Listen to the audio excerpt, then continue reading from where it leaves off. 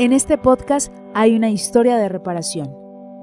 Escúchela, porque es probable que contenga la cantidad de fuerza justa que usted necesita para enfrentarse a este día.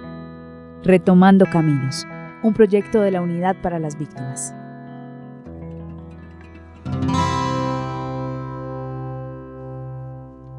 Señoras y señores, en este podcast vamos a empezar hablando de maricas.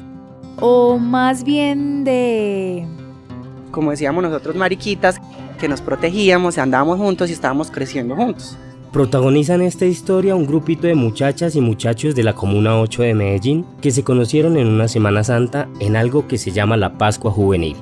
La Iglesia Católica buscaba con esta actividad abrir un espacio de meditación y oración, pero para los chicos tenía en realidad otros propósitos. Era la necesidad de tener un espacio para jóvenes, para parchar, para encontrarse, para divertirse, diferente un poco a lo que ofrecía el territorio, el asunto de drogas, de delincuencia y demás. Ese grupo pues brindaba otras posibilidades de encontrarnos para jugar juegos cooperativos, juegos tradicionales, que ese fue el primer interés de todos los que estábamos ahí. Todo bien hasta ahí. La complicación empezó el día que la cercanía que habían tejido entre ellos les dio para contarse algunos secretos.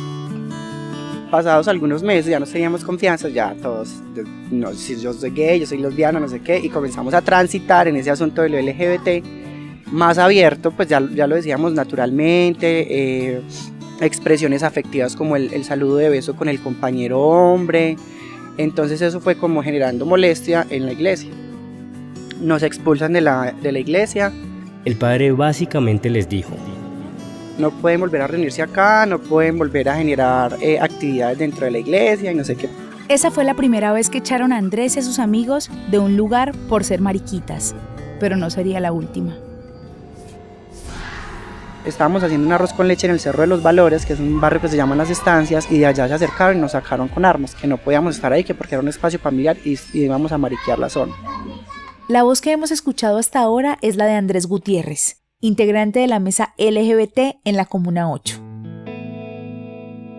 Estuvo desde los inicios de este proceso.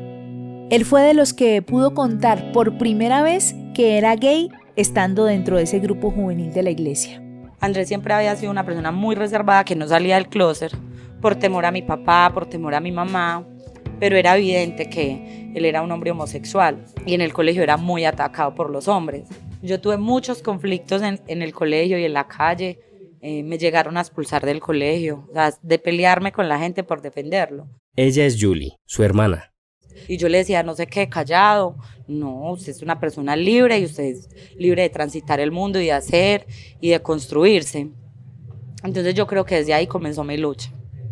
Y desde ahí comencé a reivindicar ciertos derechos, sin ser consciente que estaba reivindicando derechos de la población LGBTI. Julie también se unió al combo, en gran medida para respaldar a Andrés. No soportaba las injusticias hacia su hermano, ni hacia varias de sus amigas que eran lesbianas, y pasaban por lo mismo. Estaba entonces y sigue estando ahora absolutamente convencida de que en este mundo todos debemos ser lo que queramos ser. Julie vuelve más adelante en el podcast. Por ahora, regresemos al relato de Andrés. Bueno, nos echaron, decidimos que el grupo no se podía acabar, no teníamos un espacio donde reunirnos, comenzamos a reunirnos en la calle, en los parques, así estuviera lloviendo, nos encontrábamos, hacíamos actividades en medio del lodo, pues nada nos detenía, realmente éramos un grupo de amigos muy cohesionado para ese momento, y aparte que nos unía no solamente el tema de la amistad, sino el tema de la identidad. En el año 2007, en medio de una iniciativa de la alcaldía municipal, que se llamaba Pactos de Convivencia, los hacían territoriales. En uno de esos pactos era con los sectores LGBT y nos invitaron a nosotros como organización. Y ahí de manera oficial entonces se crea la Mesa LGBT Comuna 8, que fue un pacto de convivencia que se realizó en el barrio Llanaditas. La gente hablaba de ellos, eran toda una novedad en Medellín. Pelados de la 8 declarándose abiertamente lesbianas, gays, bisexuales y transexuales. Una cosa nunca antes vista. Pero era fácil de entender que crecieran como espuma. Todo el que quería ser y no había podido, pues ahí tenía un lugar. Era un espacio para quitarse la máscara con la que la sociedad les había obligado a vestirse y luego ser abrazados, aceptados y recibidos con cariño. El eco de su hazaña hizo ruido en varios barrios de la comuna. Llanaditas, Los Mangos, Pinares, Sucre, entre otros. O sea, el grupo creció muchísimo porque ya tuvo más reconocimiento y transitar, crecer, construirnos de manera individual y colectiva juntos. Entonces comenzábamos a mariquear y nos reuníamos en una sede, llevamos maquillaje y nos vamos a maquillar y comenzábamos a taconear. Entonces, pues era un asunto de apoyar también los tránsitos del otro y de la otra. Con el propósito de apoyar esos procesos de los que habla Andrés y facilitar las construcciones individuales y colectivas en entornos seguros, la Unidad para las Víctimas reconoció el 25 de enero de 2016 a la Mesa LGBT de la Comuna 8 como sujeto de reparación colectiva, convirtiéndose en el primer caso en Colombia y en el mundo en donde un sector LGBT es reconocido ante el Estado como víctima del conflicto armado. Esta historia va a ir mostrándole a usted, querido oyente, cómo es que este grupo de adolescentes entre 15 y 17 años cambiaron su realidad para siempre. De ahí ese proceso se construyen algunas identidades trans, de algunos integrantes que querían comenzar a transitar y no tenían esa posibilidad de apoyo. Algunos chicos entonces transitaron, hoy en día pues ya son chicas trans, construyeron sus identidades de ahí, que evidentemente la fueron formando con el grupo que para ese momento éramos 33. Objetivo 1. Aceptarse a sí mismos. Cumplido. Objetivo 2. Transitar abiertamente hacia lo que se quiere ser. Cumplido. Entonces lo que seguía era mostrar eso que se había decidido ser al entorno inmediato. ¿Y en dónde? En la casa, en el parque, en el andén, frente a los vecinos, en el colegio, en la discoteca, pero además en los escenarios de política local, para empezar el camino del reconocimiento de sus derechos. Derecho a estar en el espacio público teniendo no una orientación, una identidad de género no normativa, activar las rutas y a generar rutas también, por qué no decirlo, entre instituciones para situaciones de violencia contra personas de los sectores LGBT en la Comuna 8. Generamos incluso en su momento una red de alerta frente a violencias contra personas de los sectores LGBT en la 8, acompañamos algunos casos que nos llamaban incluso con la policía, nos llamaban a nosotros, íbamos a visitar a las personas que en algún momento sufrieron alguna violencia física o verbal por su orientación sexual o su identidad de género, y es ahí cuando el proceso toma una fuerza muy grande en la comuna, pues ya nos tenían como referente y éramos un montón de culicagados, teníamos 14, 15, 16 años y nos volvimos como la organización consultora en términos de temas LGBT en la comuna. Había una ley no dicha, pero a través del miedo impuesta por los actores armados, que más o menos se traducía en: usted puede ser gay todo lo que quiera, pero eso sí, que nadie sepa, y nada de espectáculos y mucho menos de revueltas. Si quiere vivir, manténgase en ese closet eternamente. Claramente la ley fue transgredida y acto seguido llegaron las consecuencias. Uno de los hitos en términos de violencia que nosotros vimos como colectivo fue cuando elaboramos un mural que tenía una palabra gigante que decía convivencia. En ese momento éramos un grupo juvenil que queríamos generar también un poco de conciencia y tratar de transformar esa violencia que tenía la Comuna 8. Se articularon con otros grupos juveniles de la comuna y se fueron a pintar. Cuando llegaron los armados, se les habían adelantado. Llegaron antes a hacer vigilancia y estuvieron todo el tiempo, hasta que pintamos todo el mural, no sé qué, pusimos los nombres de las organizaciones, pusimos una frase que me acuerdo: insistir, persistir, resistir, porque la única opción no es la guerra. Cuando terminamos el mural, el actor armado nos dicen déjenos los materiales, y era un asunto que nosotros utilizamos para otras actividades, a lo cual pues no pudimos decir que no, les dejamos todos los materiales. Pero al día siguiente, cuando pasamos, porque era un espacio que transitábamos mucho, encontramos que toda la simbología LGBT había sido borrada, que la frase que decía insistir, persistir, resistir, porque la única opción no es la guerra, le habían borrado el no. Entonces decía la única opción es la guerra, la única opción es la guerra. Fue el inicio de una terrible persecución. Un día se les entraron por las malas a la sede y los golpearon. Otro, en el barrio Las Estancias, sacaron sus armas y los expulsaron del lugar. En el barrio Los Mangos, los corretearon con cuchillos gritando que los maricas habían llegado. Todo parecía indicar que querían sacarlos, pero muertos. Esas situaciones se dieron de manera no tan seguidas, o sea, no se dieron de una semana a la otra, sino que se dieron en diferentes meses. Pero entonces llega el conflicto fuerte y comenzó entonces ya la persecución, los hechos violentos, entonces de violencia sexual, a uno de los chicos que se trepó una vez. Trepado significa estar vestido de mujer. Llegó a la casa y a ella la violaron y la empalaron. Tal vez el peor de los golpes. Un mensaje puesto en el cuerpo de uno de sus hermanos que los destrozó a todos. Ya no se podía seguir en la comuna, estaban corriendo mucho peligro. Pues los desplazamientos que sufrimos nosotros, esos hechos se dieron en un corto tiempo, más o menos en 2 semanas, que fueron amenazas ya directas, se van, los matamos, no respondemos. A John lo buscaron en la casa, afortunadamente no estaba porque iban directamente a matarlo.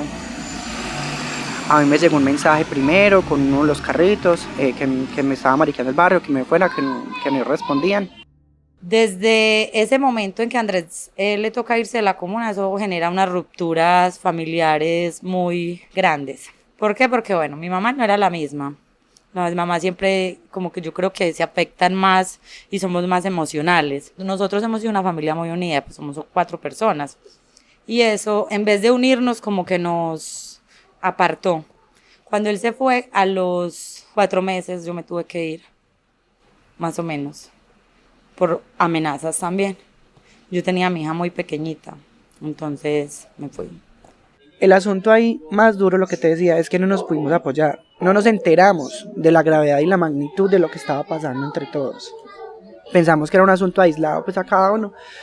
Y fue muy teso. Después de que nos encontramos, nos contábamos las historias y encontramos que en el camino nos pasaron cosas muy similares. A John le tocó irse para un albergue. A mí Después de también. 2 años, las cabezas de los grupos armados que mantenían el control de la comuna y que habían logrado disolver la mesa cambiaron.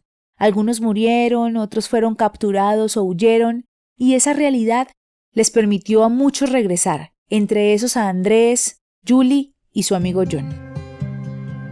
Volvieron a retomar el proceso que se había roto. Regresaron para convocar a los jóvenes nuevamente a participar, pero no fue fácil.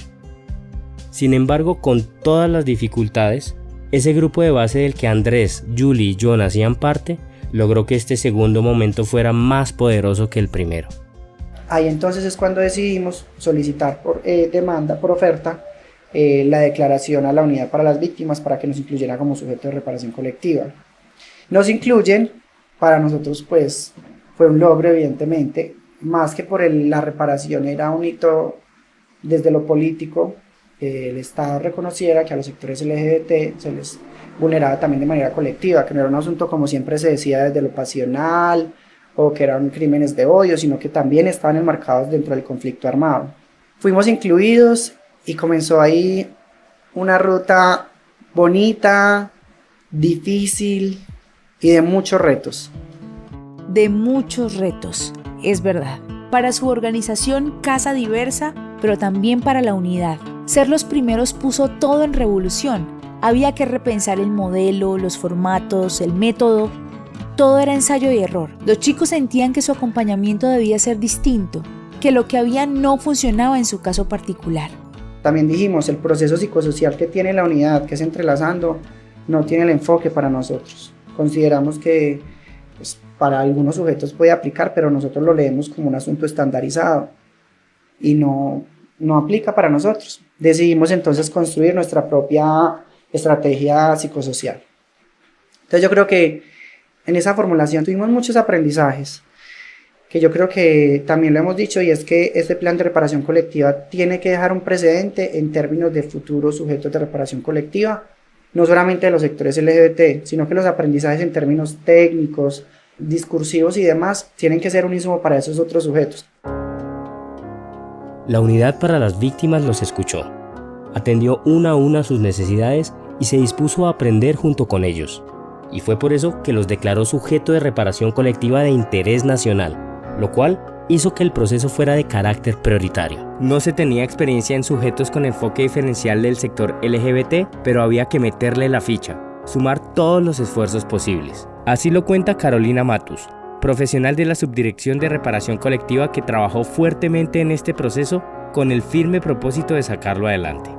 Para abril del 2018, la subdirectora de reparación colectiva dice que es necesario priorizar el sujeto y avanzar lo más pronto en todas las fases de reparación para que para el año 2019 el sujeto se encuentre en la implementación de su PIRC. Ante esta directriz de la subdirectora de reparación colectiva, a través de la referente que asignan para el caso, que en este caso soy yo, pues empieza todo el proceso. Y de abril del 2018 a agosto del 2019 habíamos surtido todas las fases y habíamos empezado en septiembre del 2019 la implementación de un plan de reparación colectiva.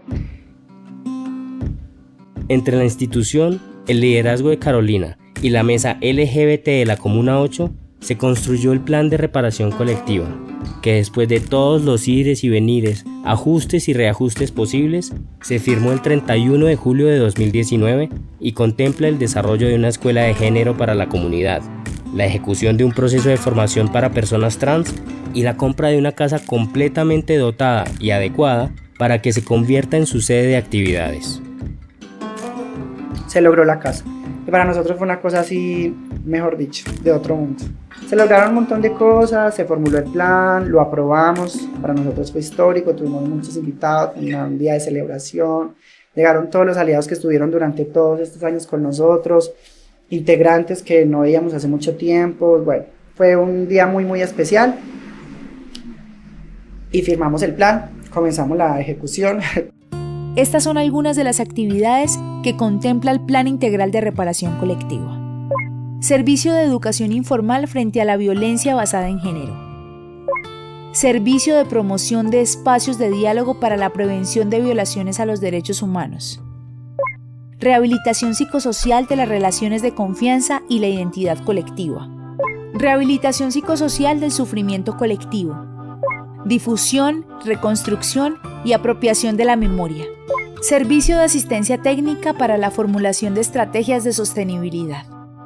La unidad para las víctimas va a entregar maquinaria, les va a entregar materiales. Este año cierra el ejercicio con una dotación de equipos, de compras de instrumentos musicales.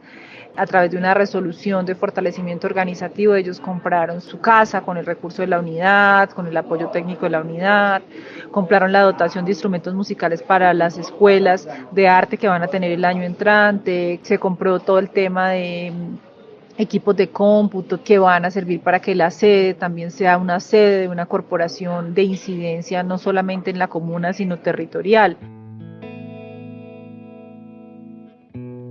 Con una inversión de 1.390 millones de pesos, la Unidad para las Víctimas pretende ayudar a reparar aquello que el conflicto armado fracturó en la población LGBT de la Comuna 8. Los gestores de Casa Diversa hoy son adultos, pero iniciaron este camino siendo unos adolescentes que no se tumbaron con los golpes recibidos, todo lo contrario, se presentaron valientes, defensores, resistentes. El plan de reparación que gestionaron y trabajaron sin descanso hoy es un hito para los sectores LGBT en la política pública de reparación a víctimas y serán un referente en todo el país de cómo se defiende una identidad. A las primeras personas que les cambió la vida somos a nosotros, porque nos dio un proyecto de vida, pero adicionalmente transforma vidas en tanto les permite espacios a otras personas para que lleguen y sean desde lo que les gusta y consideran y no desde lo que la sociedad o las personas de afuera dicen que es correcto o no. Este proyecto es liderado por la Unidad para las Víctimas y es posible gracias al generoso apoyo del pueblo de Estados Unidos a través de su Agencia para el Desarrollo Internacional, USAID, y de la Organización Internacional para las Migraciones, OIM. Los contenidos son responsabilidad de sus autores y no necesariamente reflejan las opiniones de USAID, del Gobierno de Estados Unidos de América ni de la OIM.